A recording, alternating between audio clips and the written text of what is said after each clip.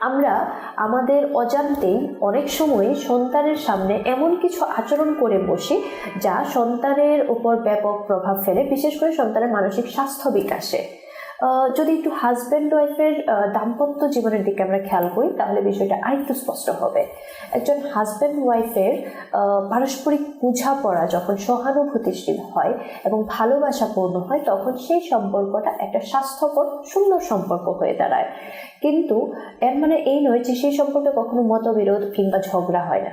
ঝগড়া বা মতবিরোধ হওয়াটা খুবই স্বাভাবিক বিষয়। কিন্তু তা যদি কখনো প্রতিনিয়ত একটু একটু করে একটা তীব্র আকার ধারণ করে বসে, তখন সেই টানাপোড়েন শুধুমাত্র বাবা মায়ের সম্পর্কের মধ্যে সীমাবদ্ধ থাকে না, বরং সেটা সন্তানের উপরও প্রভাব পড়ে, বিশেষ করে সন্তানের মানসিক স্বাস্থ্য বিকাশে প্রভাব পড়ে।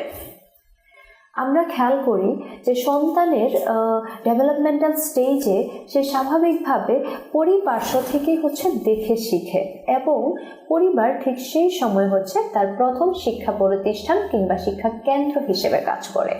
একটা সন্তান যখন বেড়ে ওঠার বয়সে প্রতিনিয়ত বাবা মায়ের মধ্যে ঝগড়া, চিৎকার চেঁচামেচি কিংবা অপমান দেখতে পায়, তখন সন্তানের মনের মধ্যে একটা ভয়, আতঙ্ক, অনিশ্চয়তা তৈরি হয়।